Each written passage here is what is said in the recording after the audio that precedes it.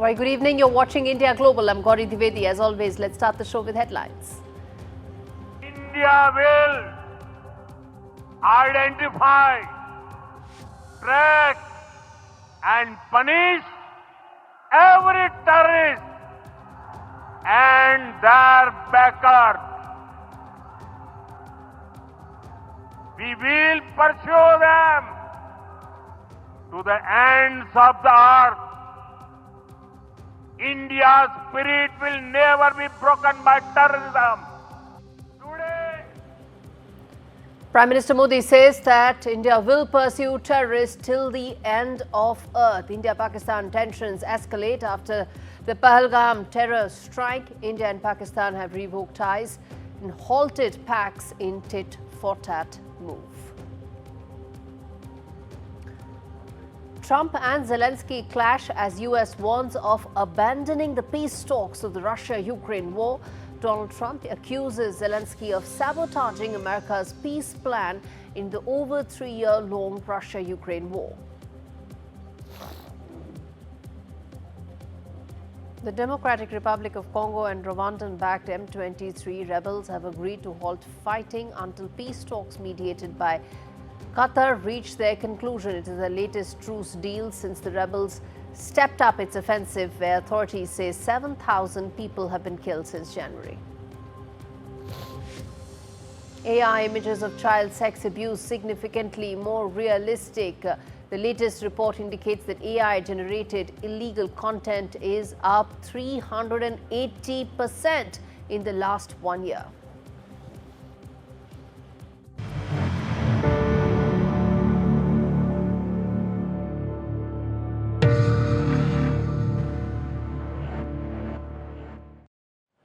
Now, 2 days since the horrific Pahalgam terror attack killed 25 Indians and 1 Nepalese citizen, India continues to respond strongly, with New Delhi now revoking all visas of Pakistani nationals and ordering them to leave India in the next 72 hours. One of India's harshest responses to terror attacks that have taken place this time around. The attacks, of course, took place 48 hours back. Prime Minister Modi also said that the terrorists who carried out the Pahalgam attack and those who plotted it would get a punishment they cannot even imagine. And India will identify, track and punish every terrorist and their backers. In fact, Prime Minister Modi said that India will pursue them to the ends of earth. Pakistan hit back, halting all trade with India, revoking all visas to Indian nationals and expelling Indian diplomats after India did so 24 hours back. friends, today from the soil of Bihar, I say to the whole world, India will identify, track and punish every terrorist and their backers. We will pursue them to the ends of the earth. India's spirit will never be broken by terrorism. All right, let's get in. Vishal Vivek joining me live from South Block, where just a short while back, 2 important meetings took place. One, of course, the External Affairs Ministry did apprise key diplomats of other countries in terms of the latest developments that are unfolding. And since then, of course, Pakistan has also undertaken steps in retaliation. Vishal, talk to us about what your sources are telling you inside the External Affairs Ministry. So we're coming to you live from outside the Ministry of External Affairs, and the briefing of foreign envoys just concluded, and you can see in the distance just now about 10 to 20 envoys had just come out, and they seem to have just gone away, but the meeting seemed to have just concluded. The meeting of G20 envoys concluded about an hour ago. That lasted for about 30 minutes. And the Foreign Ministry's Secretary Vikram Misri briefed all the leaders of G20 countries as to what is the latest situation, what's happening on the ground in the last 48 hours, whatever India has been able to accomplish as far as hunting down the 3 terrorists who were involved in the dastardly attacks is concerned. So they were briefed on various matters, and they were seen coming out, and some of them had files in their hands, and that could have had some briefing as to what the Indian government just told them. The ministries across the world, the governments across the world have been standing in line, supporting India and talking that Pakistan needs to be condemned for these attacks. And we also spoke exclusively with a few ambassadors about an hour ago, especially with the Israeli envoy to India, Reuven Azar, who said that Israel will be extending its support on all fronts to India, and there will be cooperation on all levels, Absolutely. be it personal, be it Vishal, technological I'm advancements. So going to all of play that. out that conversation in just a short while from now. But I want to quickly get in a word from Nazir as well, who is in Srinagar, to understand what's the latest right now on ground, 48 hours since that horrific terror attack took place. Nazir, take us through what's the latest on ground. Well, there's a collective resolve which has been shown by the political leadership and the society to condemn this attack, massacre of innocent people, tourists, and who are guests in Kashmir, and demanding an end to this senseless violence which has engulfed Kashmir for the last 35 years. For the last 2 days, we have seen something very unprecedented in the valley. For the first time, there was a complete shutdown across Jammu and Kashmir against militancy and militants. For the first time, there was spontaneous protests against acts of terror and acts by militant groups in Jammu and Kashmir at such a large scale. Chief Minister Umar Abdullah called an all-party meeting in Srinagar today, where they observed 2 minute silence in memory of those who were killed in the senseless violence massacre. They all were on the same page, expressing their strong condemnation for this act and demanding end to terrorism and violence in Jammu and Kashmir. At the same time, the participants of the meeting expressed their concern over harassment of Kashmiri students and traders and other people who are in some parts of the country. So they have urged the government of India and the state government in several parts of the country to ensure safety, dignity, and well-being of the people of Kashmir and the students of Kashmir. For as people of Kashmir have shown their resolve against terrorism and against all those who have killed these innocent people in this terror attack. In Okay. fact, Jammu and Kashmir government cabinet has also advised JNK's Lieutenant Governor to call a special session of the assembly where a resolution will be passed against this Pak-sponsored terrorism. So there's at multiple levels. There is, Yes. there's a public movement against militancy. At the same time, security forces have launched an Operation Pahalgam to track down the attackers, but so far they Right. are not close at any way to track them down. All right, Nazir, thank you so much for giving us that update from Srinagar. And Vishal, if I may come to you in terms of the response that Pakistan has come out with. Just a short while back, going into this show, we heard updates coming in that Pakistan has now decided or is contemplating to now put the Simla Pact in abeyance. Talk to us about what's the word coming in from the MEA on something like this. Well, that remains to be seen. There will definitely be some briefing on that, but we are yet to hear something on that. But you're right, there have been a lot of rumblings from the Pakistani side as well. They have just told the Indian government that the Indian planes flying over Pakistan, all the airlines from India have been banned. That won't be possible anymore. And as you mentioned, the Simla agreement has also been annulled. That was a historical moment in the history of India and Pakistan when the agreement was signed. So two huge agreements have been annulled in the last 24 hours, two huge agreements that shaped the politics, the region, the demography of both the countries. These are some historical moments unfolding in front of us in the wake of the dastardly terror attack that killed at least 26 people, all of them innocent, all of them had nothing to do with the conflict in the region. They were gunned down mercilessly, and the escalation seems to be happening as we speak. Each and every moment there have been tit-for-tat actions. As you mentioned, the Pakistani airspace has been closed for Indian planes. There have been some agreements that were annulled.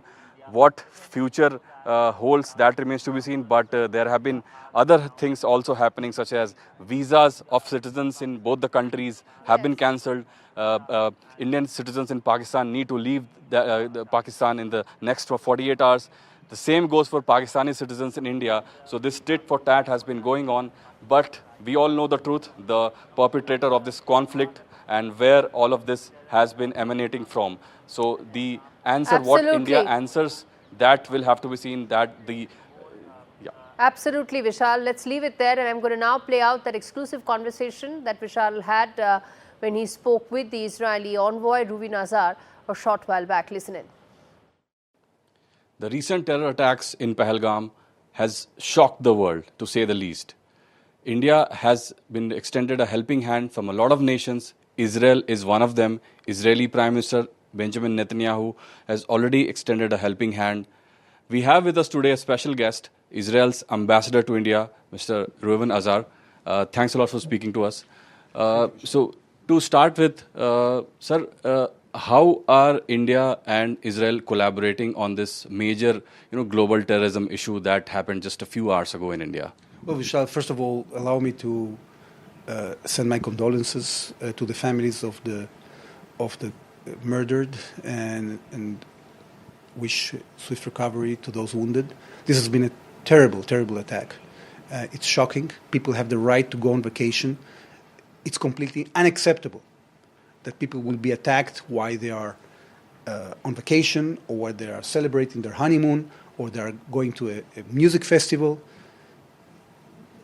We cannot accept that. We have to fight that, and I'm happy that the government of India is so resolute and determined to fight it in all the ways possible, both militarily, politically, foreign policy-wise. And sir, a lot of reports suggest that there were some Hamas people who visited Pakistan in the recent past, in the last 1 month or two. And there was a lot of parallels being drawn between how Hamas executed those October 7 attacks and how these attacks happened.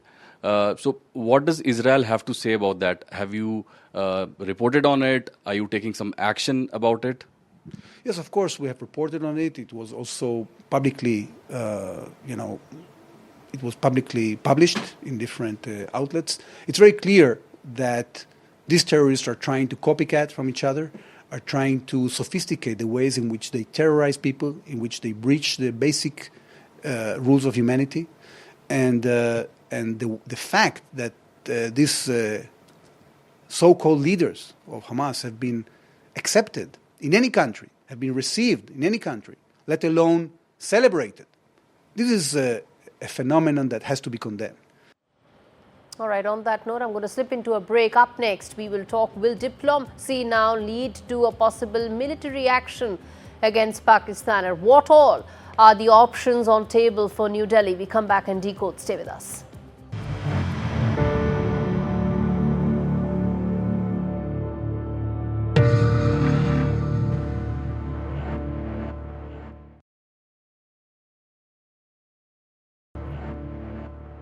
It's been 48 hours since the horrific Pahalgam terror attack took place, and India has already set into motion a series of actions against Pakistan. But what happens next? Diplomatic actions have been taken, but the questions I'm posing now, the big questions on India Global, as to what will be the next steps. First up, is diplomacy now going to lead to some sort of a military action against Pakistan? Remember, there's been an unprecedented clamor simply because it's the first time in almost over 2 decades that tourists have been attacked by terrorists. Second question, as far as the all-party meeting is concerned, what can be expected? Remember, there have been voices of very disappointing voices that have come in, questioning the motive as well. Can India come united against terrorism? And what will be that response that will unite them? Next question, how will the Indus Treaty pause dry up Pakistan? 80% of Pakistan's farmlands are served by the Indus water, but that won't change overnight. When will it change and what will be the impact? We decode that.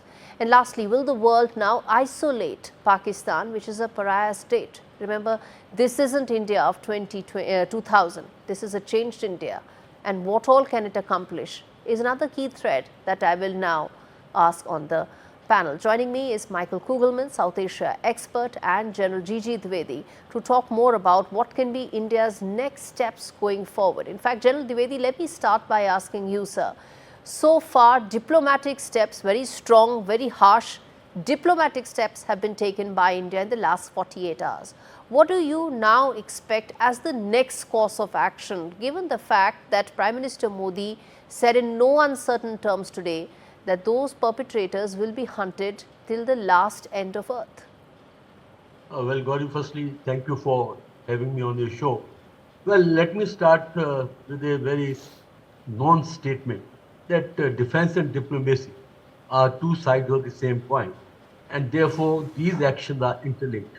I think today, right now, we are in the phase of diplomatic war, and India has taken certain diplomatic action, and particularly the Indus Water Treaty is one of the, I think, very stern action, because Indus is the lifeline of Pakistan, and it has 80% share of the water. When we are able to implement this in practicality, it's going to hit Pakistan hugely, and there is a, I think, 23% of Pakistan GDP comes from agriculture. I think that will be a huge impact. And of course, along with side, there's scaling down of the diplomatic mission, their visa, and also the closing of the integrated, check post at the Atari border. Now, coming to you on the specific as to what the military action will be. You see, there are a number of options, multiple options. But let's first take the statement of our Prime Minister, wherein he has stated very categorically that response will be overwhelming. So taking that as a cue, the possible action would be primarily to degrade the capacity of the Pakistan army to perpetrate the terrorism across the border, and also to take out the infrastructure of the terrorists. So if we see these two as the major aims, I think action will be on the line of control. Action will be right inside Pakistan on the infrastructure. And my last point is, as Pakistan has had the LOC held in abeyance, this gives us greater freedom to actually go across the LOC. Let me ask this to Michael Kugelman as well, which is that some very important diplomatic steps have been taken. But do you concur with what General Dwivedi said, which is that dismantling those terror networks is essentially the ultimate goal of New Delhi? Well, thank you for having me. And that is what it sounds like. Indeed, not surprisingly, we saw fairly quickly a series of very strong diplomatic measures taken by India, and then with reciprocation from Pakistan today. This is not surprising. One would expect these types of moves to be made initially. But indeed now, the question is what could happen beyond that. And I wouldn't want to speculate as to what India might do next, but I suspect that in the coming days there's going to be a lot of discussions about a range of possible options. But indeed, I would assume that the ultimate goal is to target those behind these attacks, that the focus would be on figuring out how best and most effectively to degrade those behind these attacks. And I suspect that will take some time, and we know that the temperatures are very high, emotions are very high, understandably, but I suspect that this is not something that New Delhi would want to rush. This is a very delicate, sensitive moment. Absolutely. And if it is going to take kinetic actions, it would want to make sure that it gets it right, so to speak, and succeeds, and that could take some time in terms of examining the best ways to go about it.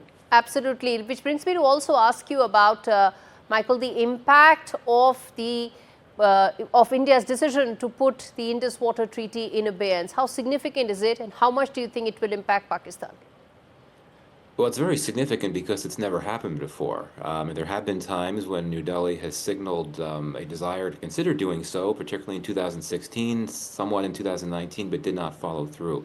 I think that the main impact initially will be psychological for Pakistan, in the sense that it is indeed the lower riparian country, and so its vulnerability here is very high. But I don't think that there would be, and I think you alluded to this before, there wouldn't be any immediate impact for Pakistan in terms of water security, just because it's not like you just, flick a switch and then water is not flowing into Pakistan.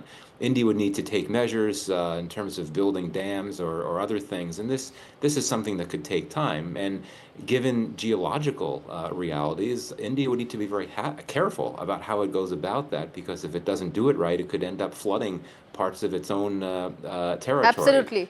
But I think that what India could do is, be in a position, if it's going to suspend this for quite some time, it would be in a position to being able to store more water, because that's where there's limits in the Indus Treaty, and that in time could certainly impact the flow of water down into Pakistan. But Absolutely. this is not instantaneous. No, it isn't instantaneous. It will take its time. General Dwivedi, let me ask you about the other fact, which is that coming into this broadcast, there was an update that came in that Pakistan has also made an announcement, which is regarding the Simla Pact, that they want to now stop that, put that in abeyance. They said that as some of the other options that they are evaluating. Explain to our viewers, what does that really mean? Well, Gaurie, in fact, I had the privilege of fighting 1971 war, so I look at this treaty very closely. I think this treaty was a shortchanged. India was shortchanged. It was more favorable to Pakistan because they were able to get 93,000 of the PWs. We also have to return the captured territory. And one of the key component of this agreement was that line of control, because initially it was known as ceasefire line. Now that will be given greater, I would say, sanctity and legality, that it will be now known as line of control. Line of control means it was almost like a de facto border, and its sanctity had to be maintained. And one of the clause was that both sides will not try to alter the status of this line, and it will be done through a dialogue or through mutual consultation. But Pakistan has not honored this agreement. They have violated this agreement repeatedly. Case in point, 1999, they came in a big way and they tried to alter the status or line of control. And thereafter, this proxy war that is going on, they are violating the LOC repeatedly, because after all, the cross-border terrorism implies violation of the LOC. So therefore, I don't think this agreement has any kind of meaning. They did this act just as a, I think, knee-jerk reaction to our action of holding in abeyance the Indus Water Treaty. But this is just a knee-jerk reaction. It does not actually impact our operations or our status. Absolutely. All right, let's leave it there. Thank you so much, gentlemen, Michael Kugelman and General Dwivedi, for joining me on this edition of India Global. Well, bottom line, viewers, is that this is not the India of early 2000s, when innocent civilians were killed and nothing was done. Neither is it the India of 2008, when the horrific 26/11 attacks took place and the response was nothing more than dossiers that were handed over. The India of today is a geopolitical and economic heavyweight, and with global leaders and global powers that have come out in full support of India, condemning the violence. Make no mistake, New Delhi will respond in a calibrated manner for three very clear reasons: to ensure that these terror factories, not just a handful of terrorists, but those factories are dismantled; to ensure that Pakistan is never able to conduct any such misadventure; and to tell the world that India, as I said, is not what it was quarter of a century back. With that, we're slipping into a very short break. We come back on the other side, talk more about Trump and Zelensky and why they're clashing over Crimea.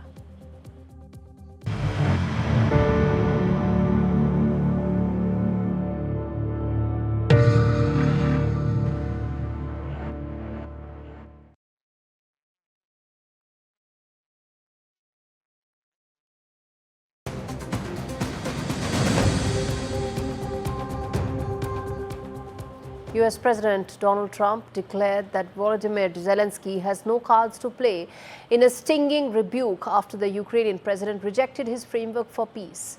Trump slammed Zelensky on Wednesday for his comments that Ukraine wouldn't recognize Russian control of Crimea, calling the remarks very harmful to the peace negotiations with Russia.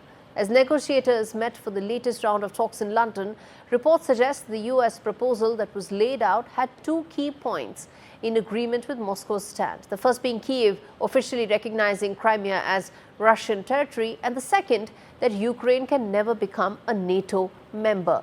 Both seemed deal breakers when it came on the Ukrainian side. Listen in to what Donald Trump had to say. We move on and then discuss, are peace talks all but dead now?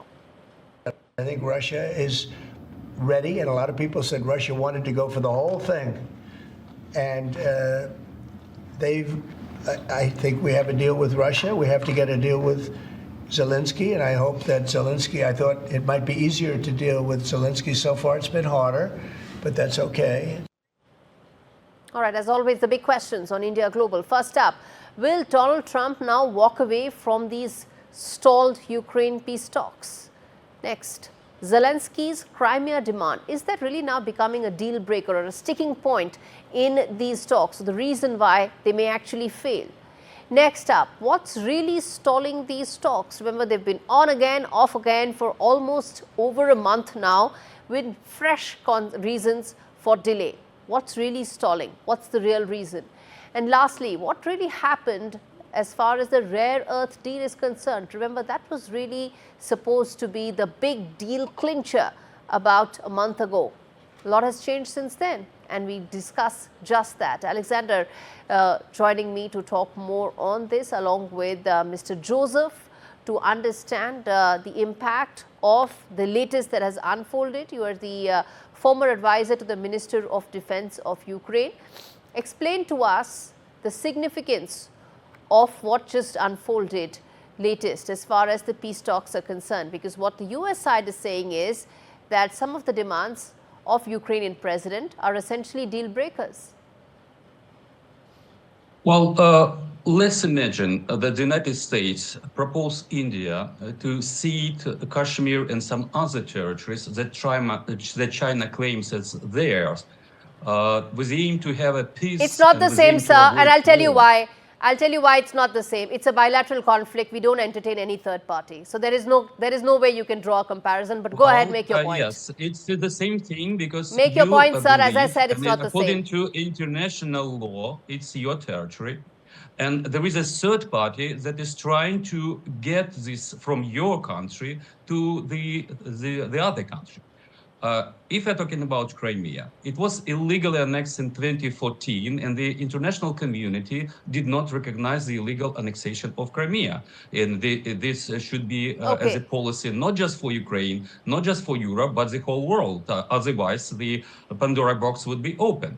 The second thing, I could not call this peace negotiations or peace proposal if Russia gets it all. Our territory, our neutral status, and many, many other things.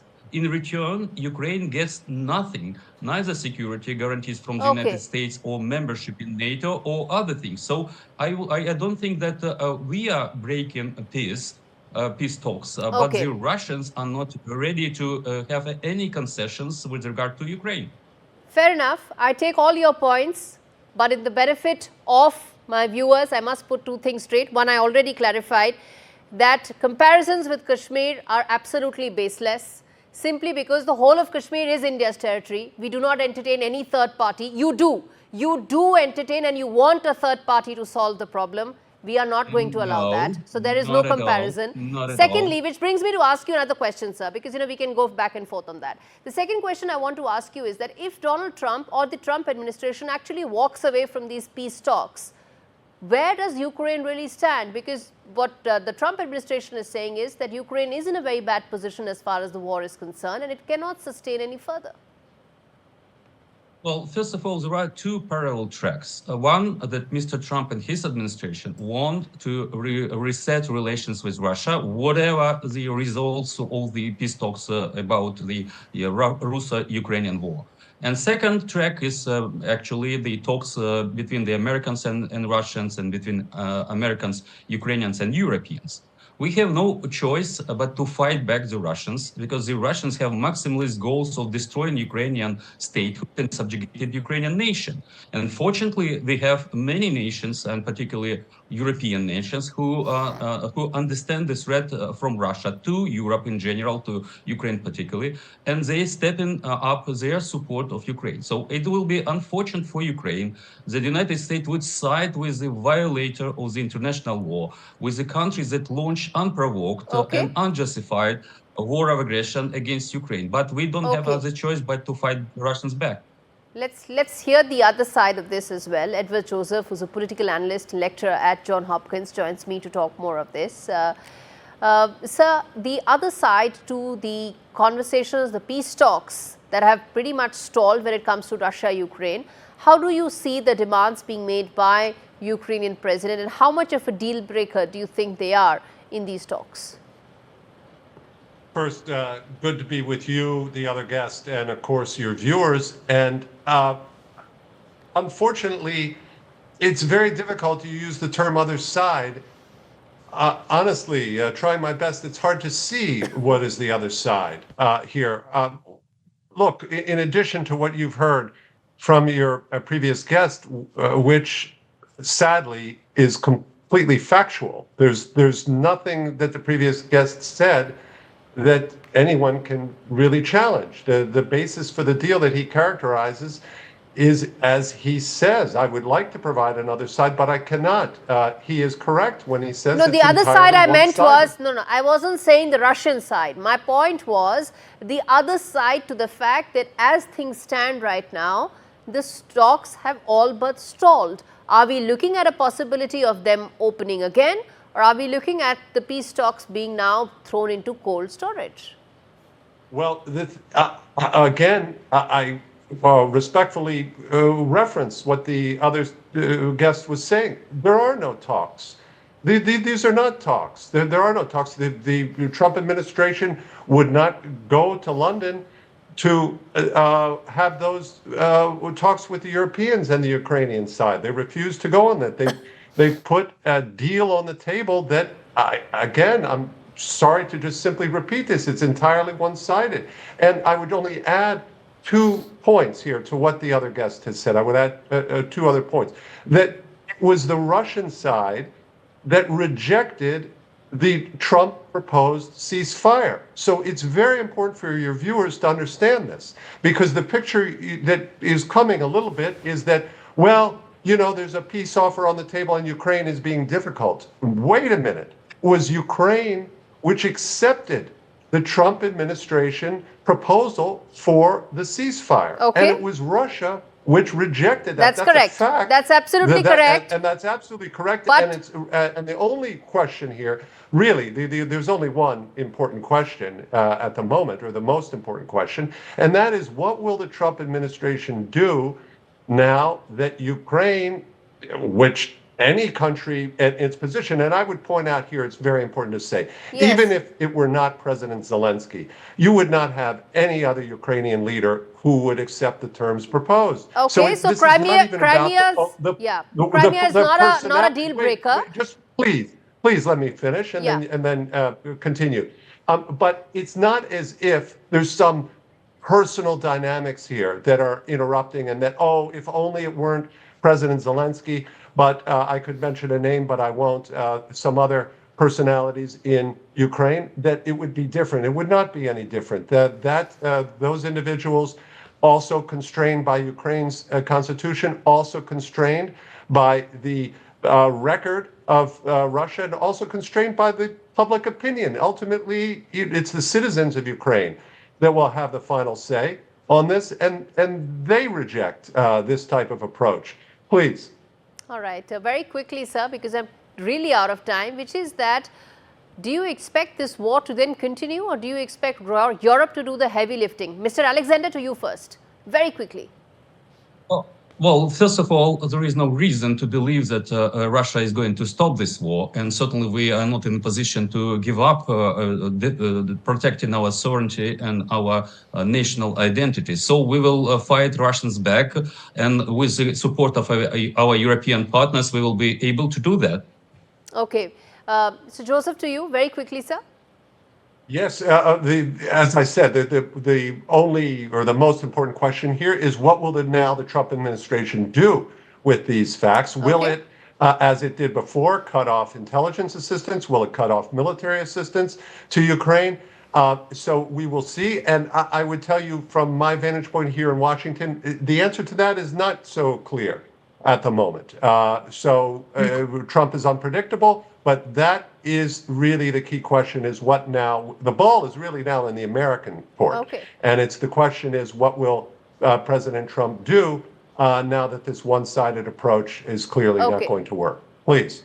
All right, sir. Thank you so much for dissecting a complex story, and we're going to keep coming back to it as things progress. It's time to slip into a short break. Up next, we talk more about AI images of child sexual abuse and why they are becoming more realistic and more pervasive and the threats they pose.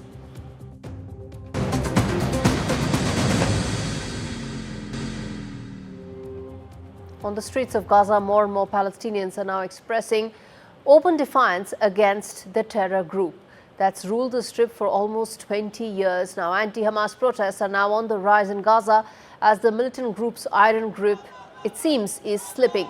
Many Gazans are now holding Hamas responsible for plunging the tiny, impoverished territory into the worst crisis it has seen in 70 years. To understand what this means, the impact, especially at a time when the conflict continues, Omar Anas, who's a Middle East expert, joins me to talk more about this. Omar, how do you see this panning out in terms of a larger movement against Hamas? Thank you very much for having me here. I would say that it has been almost 1.5 years, and things are really going against Hamas, its ability to maintain its support as it has before the 7 October crisis. And there are so much internal criticism against Hamas, within Hamas as an organization, as well as within the Arab public opinion and Palestinian public opinion, especially in the West Bank. So it is for sure that Hamas is losing the battle of mind and hearts, and to maintain minimum peace and stability in Gaza.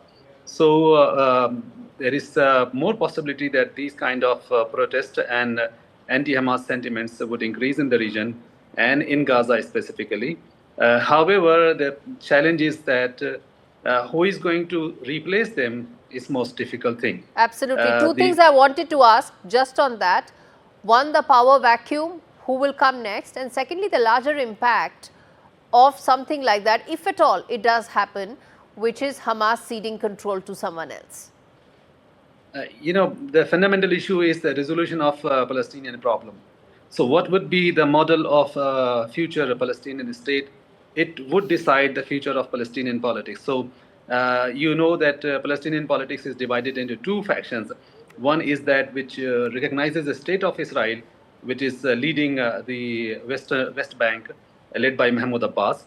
And the second faction is led by Hamas, which says that it would not recognize the state of Palestine if there is no a deal with Israel. So they are withholding their recognition with the state of Israel for a very long time. So still, my understanding is that the frustration from or about the West Bank-based authority of Mahmoud Abbas is still very high. Their okay, so how does this impact, I want to understand, how does this impact the larger conflict in the region? Israel's biggest demand has been that Hamas should completely vacate that area. It should vacate Gaza Strip. It should ensure that it gets out in terms of any power structures. And that could lead to ceasefire. Do you envisage any of that happening?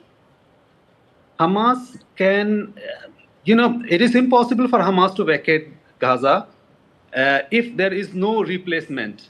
If Israel is not going to allow the forces of Mahmoud Abbas, the forces of or police or security or the administration from the West Bank, as long as there is no replacement or no alternative authority there, we cannot and nobody cannot throw Hamas away from the Gazan authority. So I think that there is a crisis with Israelis, that they are not ready to give anyone else the chance. If Israelis are going to control the Gaza Strip, that is going to be extremely unpopular move. Okay, let's leave it there. Omar Anas, thanks much for joining me on a story that is yet to unfold into its larger ramifications. Shifting focus now to the Internet Watch Foundation, which has warned that images of child sexual abuse that are generated by artificial intelligence are now becoming disturbingly more realistic.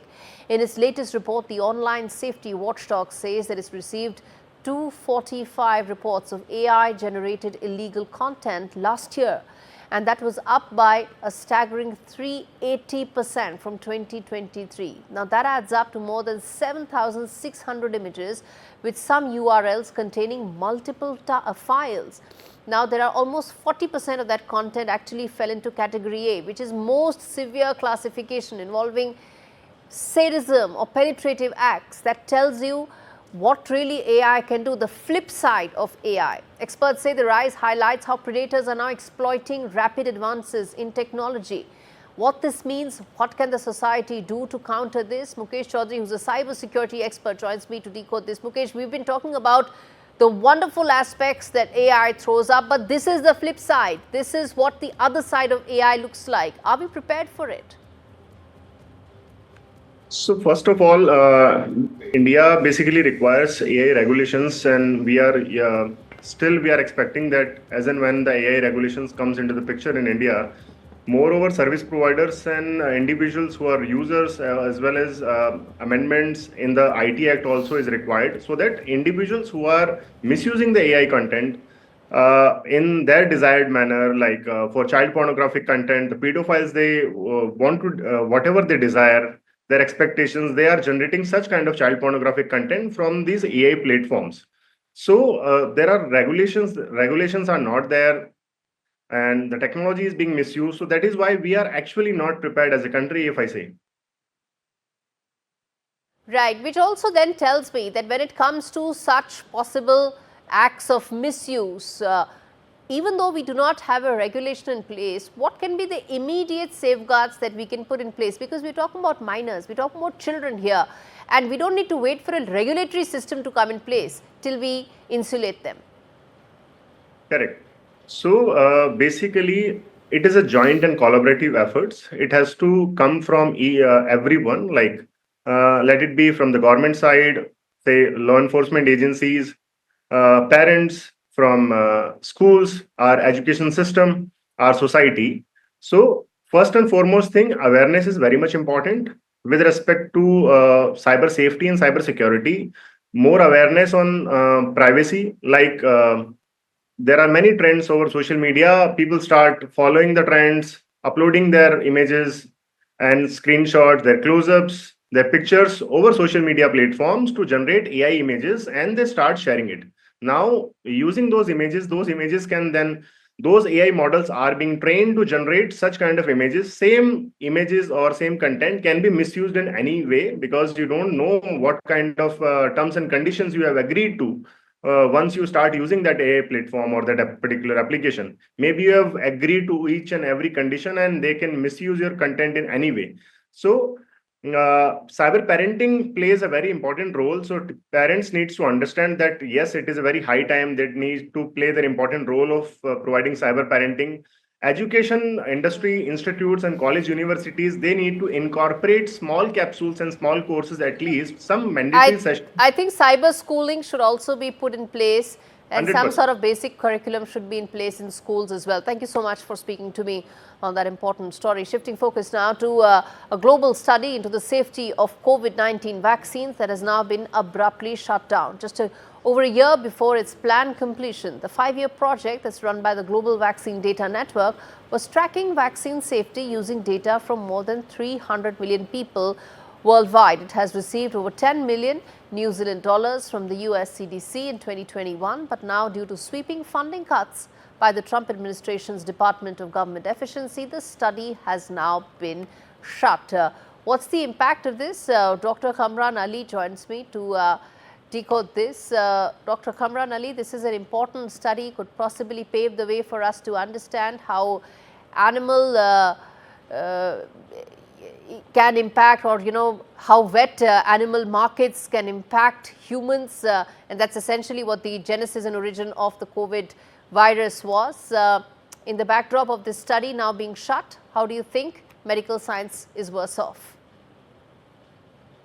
So yes, I mean it's actually pretty sad that we are seeing this in this date and era.